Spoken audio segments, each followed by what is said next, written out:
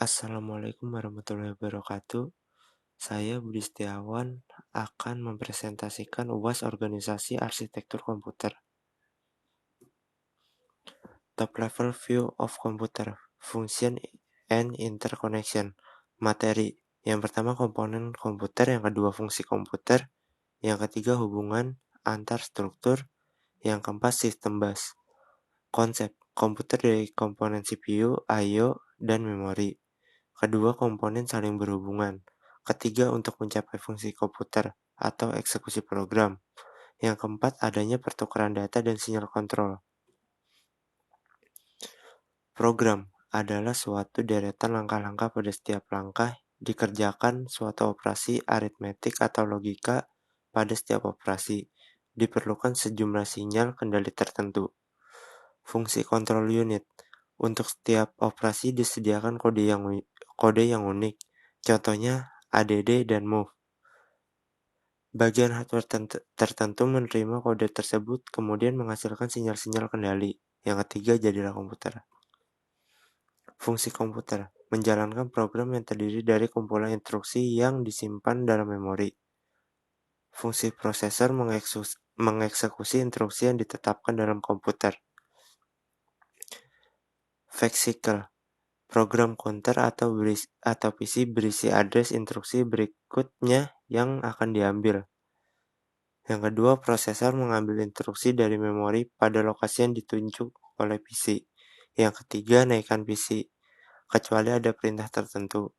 Yang keempat, instruksi dimasukkan ke instruction register atau IR. Yang kelima, prosesor menginterpret dan melakukan tindakan yang diperlukan. Execute cycle.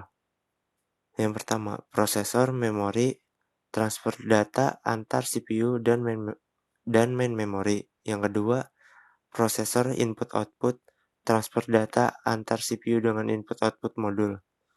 Yang ketiga, data processing, operasi aritmetik dan logikal pada data tertentu.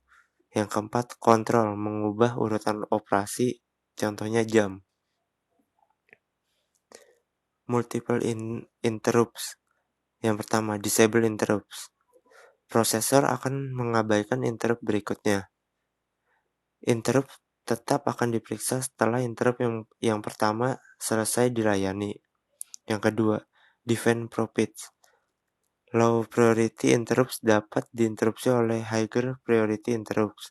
Setelah higher priority interrupts selesai dilayani, akan kembali ke interrupt sebelumnya. Koneksi. Yang pertama, semua unit harus tersambung. Yang kedua, unit yang berbeda memiliki sambungan yang berbeda.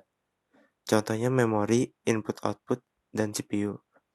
Koneksi memori, menerima dan mengirim data, menerima address, dan menerima sinyal kendali.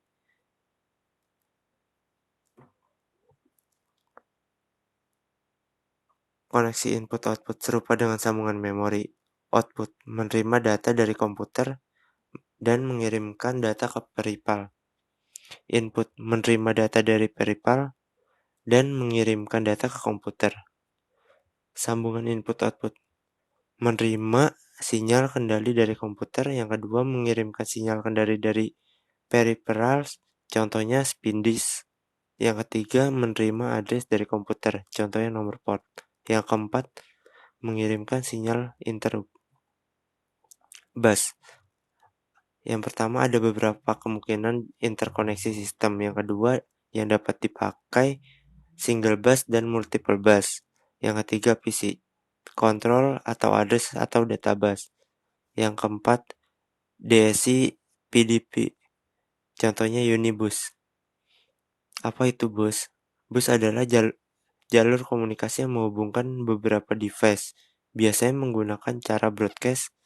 Sering dikelompokkan. Yang pertama, satu bus berisi sejumlah kanal atau jalur. Contohnya, bus data 32 bit berisi 32 jalur. Input-output. Input adalah memasukkan data dari luar ke dalam mikroprosesor, contohnya keyboard dan mouse. Output, menampilkan data, contoh monitor, printer.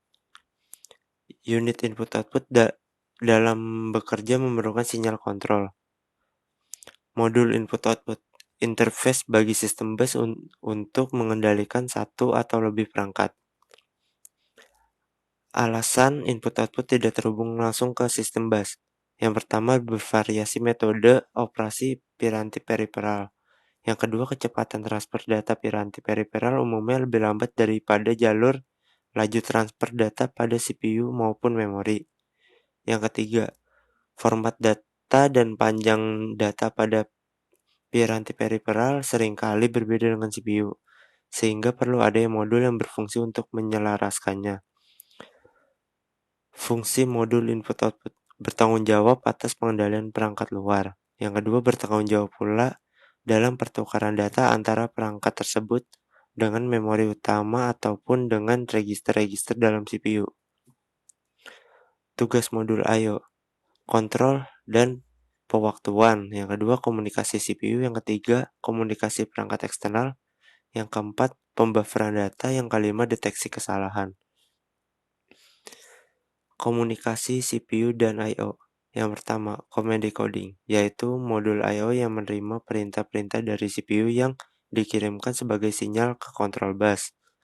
Misalnya, sebuah modul I/O untuk mendis dapat menerima perintah read sector, scan record ID, dan format ID. Yang kedua, data, pertukaran data antar CPU dan modul I/O melalui bus data.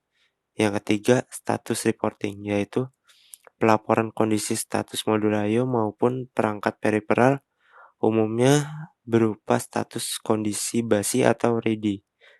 Juga status bermacam-macam kondisi kesalahan. Buffering, tujuan utama, mendapatkan penyesuaian data sehubungan perbedaan laju transfer data dari perangkat periferal dengan kecepatan pengolahan data pada CPU. Deteksi kesalahan, apabila pada perangkat periferal terdapat masalah sehingga proses tidak dapat dijalankan, maka modul I/O akan melaporkan kesalahan tersebut. Misalnya informasi kesalahan pada periferal printer seperti kertas tergulung, tinta habis, kertas habis, dan lain-lain. I/O terprogram, perintah I/O. Yang pertama, perintah kontrol. Perintah ini digunakan untuk mengaktifasi perangkat periferal dan memberitahukan tugas yang diberikan kepadanya. Yang kedua, perintah tes. Perintah ini digunakan CPU untuk menguji berbagai kondisi status modul I/O dan periferalnya. CPU perlu mengetahui perangkat periferalnya dalam keadaan aktif dan siap digunakan, juga untuk mengetahui operasi-operasi I/O yang dijalankan serta mendeteksi kesalahannya. Yang ketiga, perintah read. Perintah pada modul I/O untuk mengambil suatu paket data kemungkinan meletakkannya dalam buffer internal. Paket data dikirim melalui bus data setelah terjadi sinkronisasi data maupun kecepatan transfernya. Yang keempat, perintah write. Perintah ini dikembalikan dari read. CPU memerintahkan modul I/O untuk mengambil data dari bus data untuk diberikan pada perangkat periferal yang merupakan tujuan data tersebut. Perangkat eksternal kategori. Yang pertama, human readable, yaitu perangkat yang berhubungan dengan manusia sebagai pengguna komputer. Contohnya monitor, keyboard, mouse, printer, joystick, dan disk drive. Yang kedua, machine readable, yaitu perangkat yang berhubungan dengan peralatan, biasanya berupa modul sensor dan transducer untuk monitoring dan kontrol suatu peralatan atau sistem. Yang ketiga, communication, yaitu perangkat yang berhubungan dengan komunikasi jarak jauh, misalnya NEC dan modem. Sekian dan terima kasih.